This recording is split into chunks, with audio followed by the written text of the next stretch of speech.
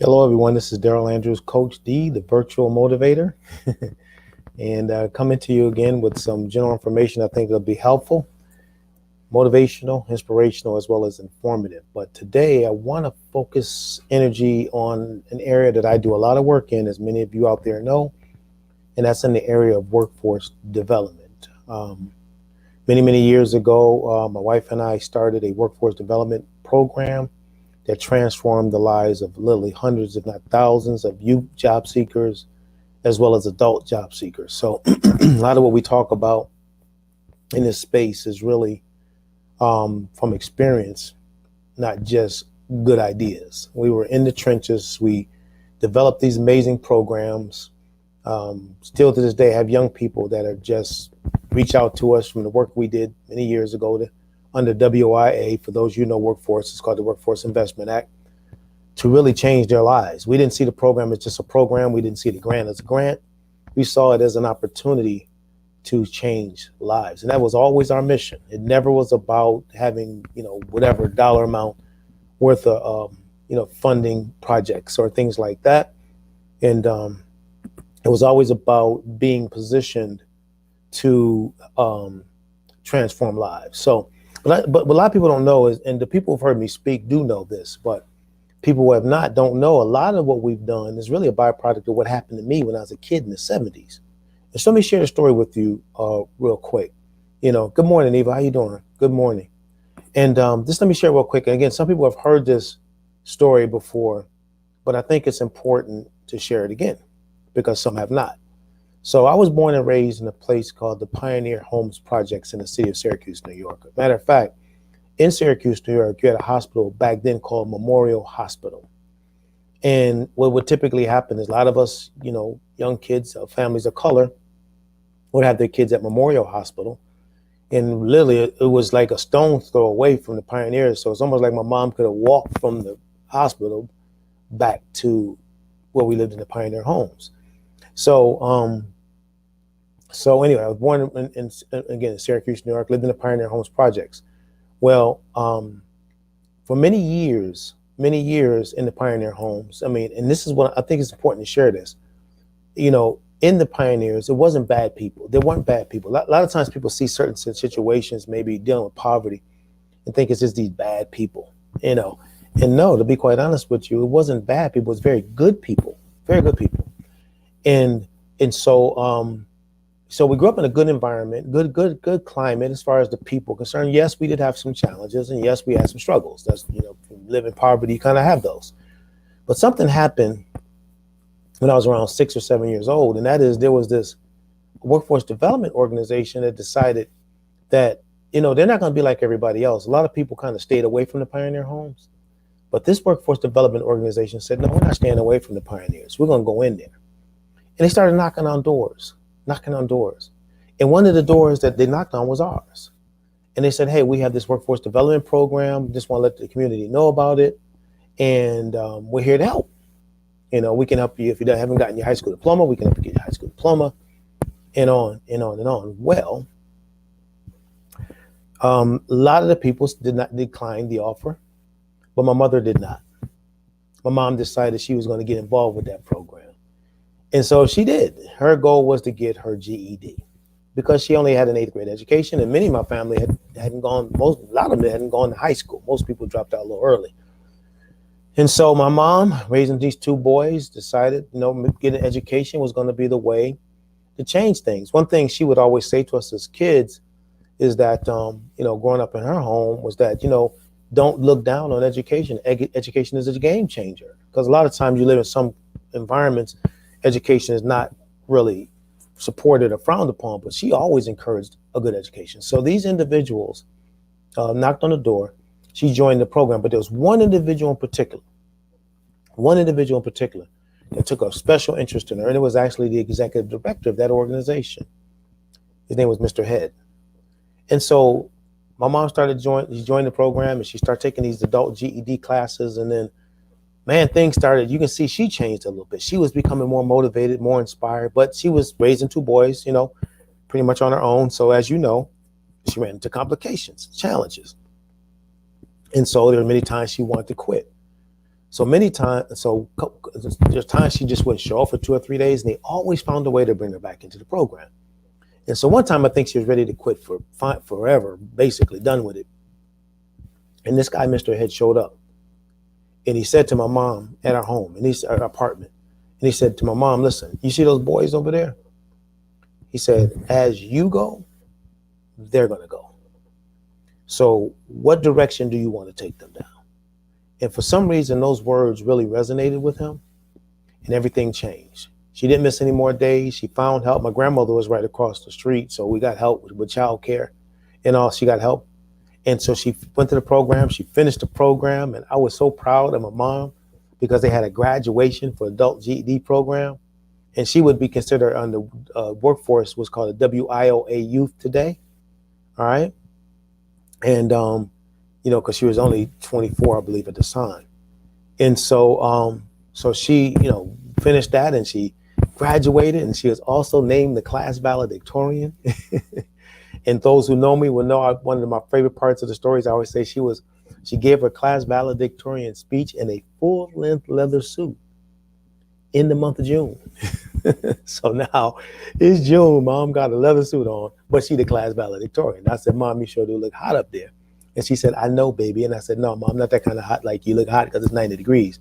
You got a leather suit on. You couldn't tell her anything that day. And so she went on from that opportunity, and landed a job with a company by the name of John Deere.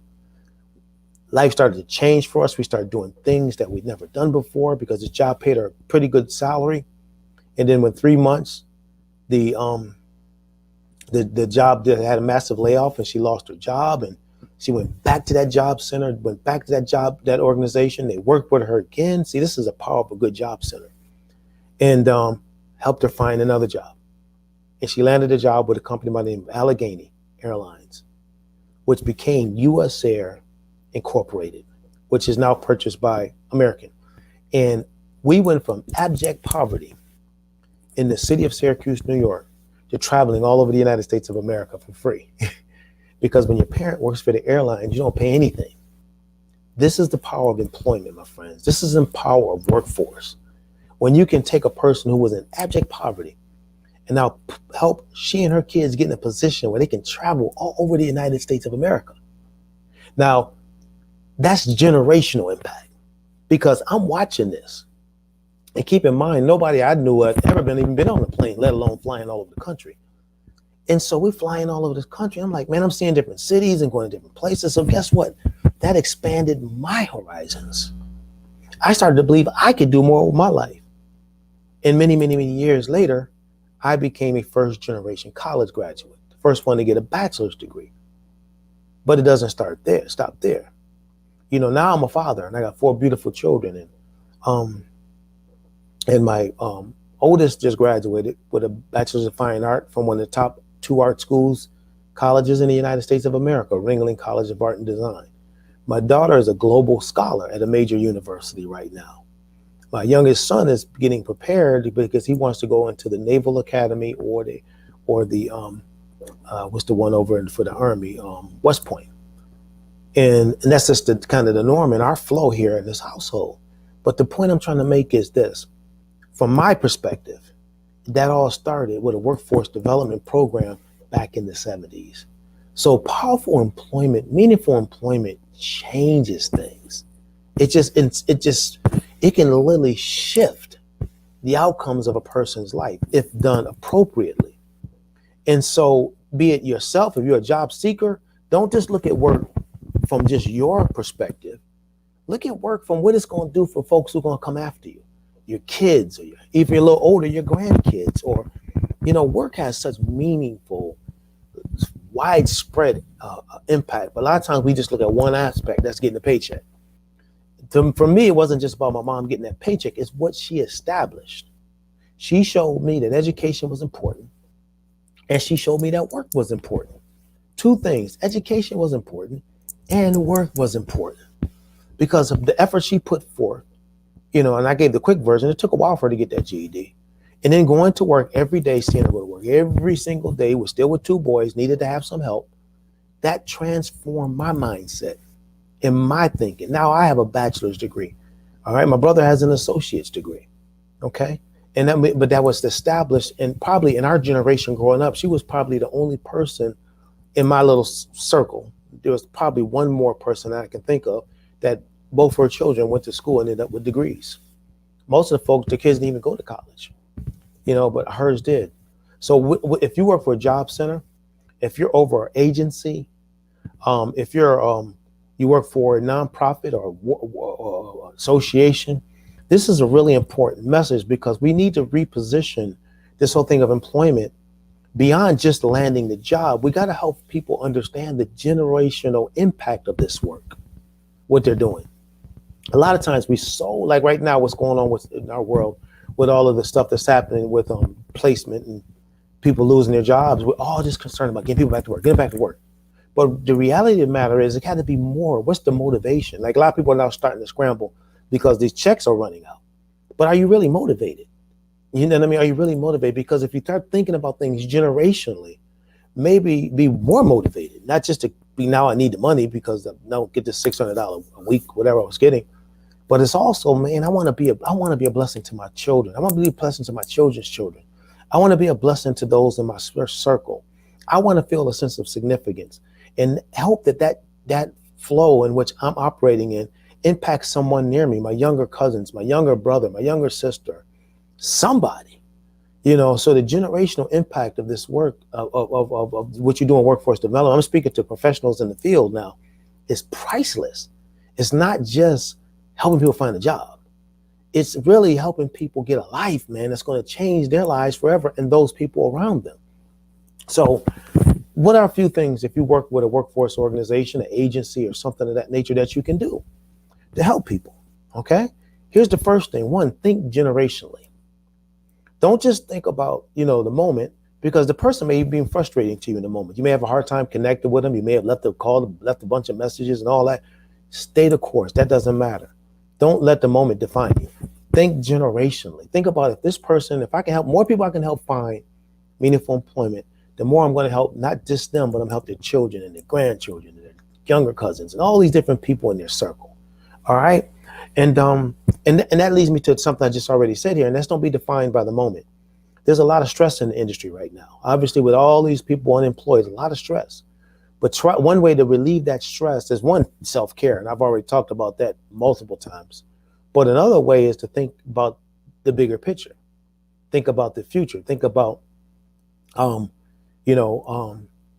the outcome is that we're looking to get by doing this work. I always tell leaders in organizations, don't just have your people grind. Slow down and look at your successes. How many people did you place? All right. How many people are close to being placed? How many people got their GEDs? You got to look at the numbers.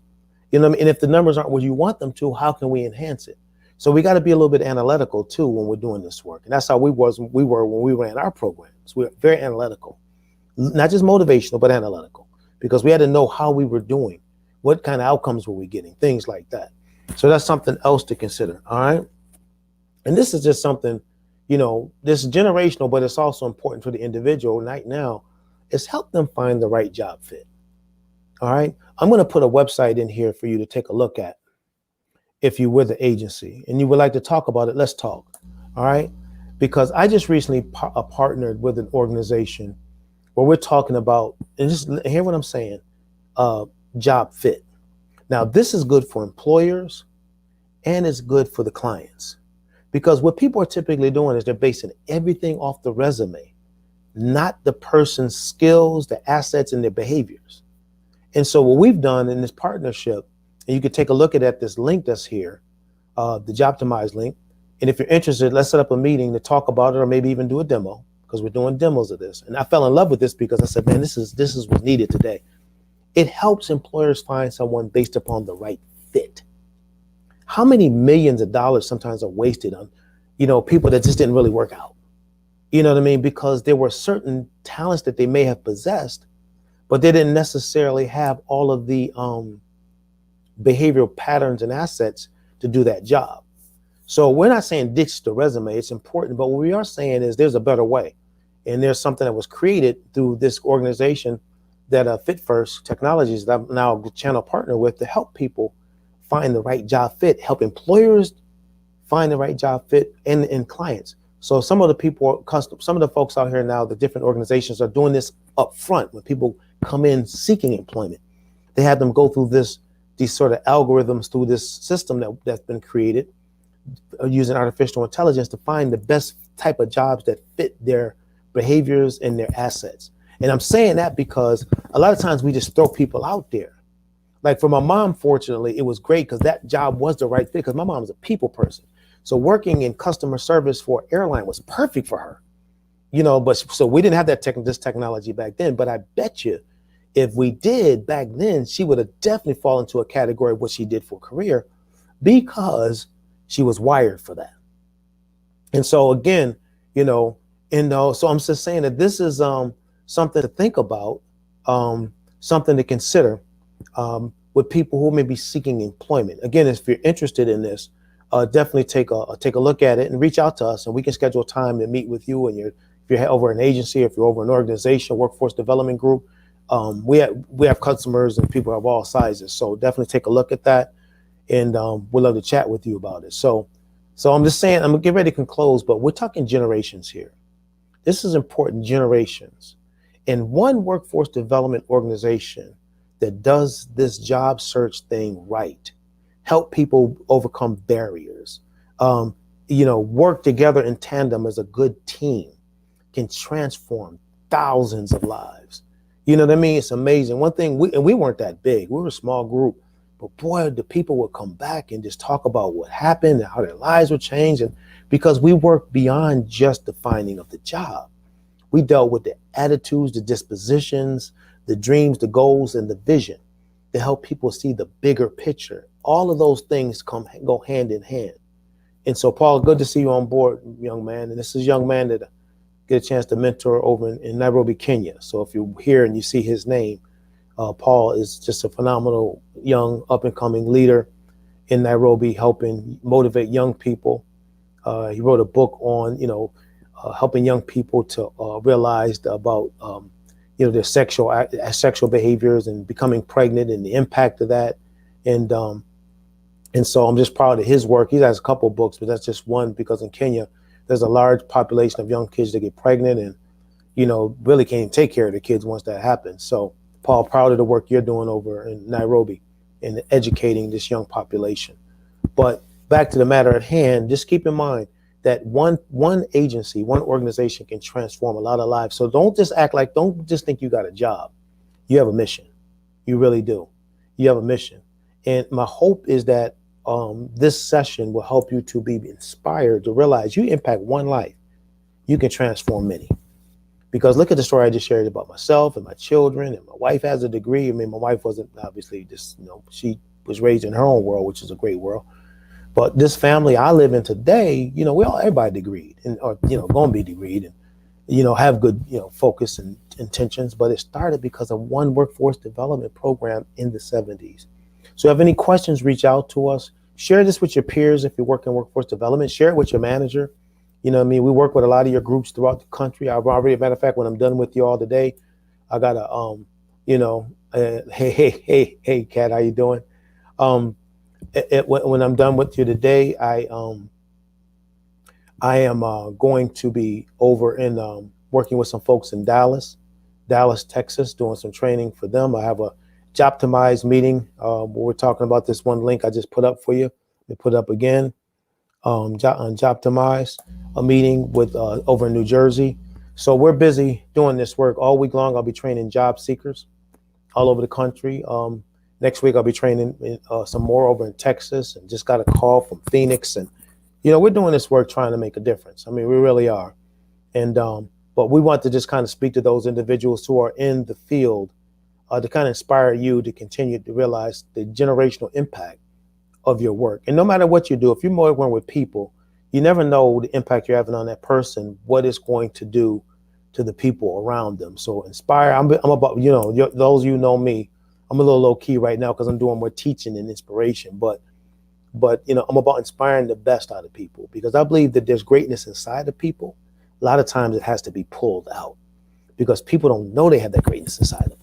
Because in this world in which we live, there's so much pessimism and so much negativity that it's easy for a person to look at the worst in themselves because you got a whole host of people around you to remind you.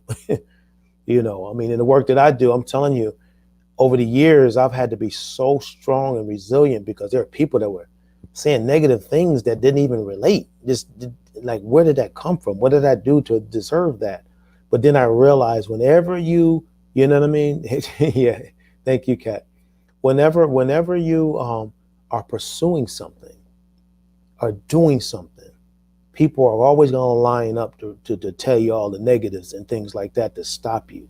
So that's why you need a circle of influence of 4 or 5 people, not that many, that can help encourage you. And that's what I have. I have that. You know, people who can encourage the best out of you. So I think I posted this on my regular Facebook page. I didn't necessarily mean to do that because I know there's not a lot of workforce professionals on there.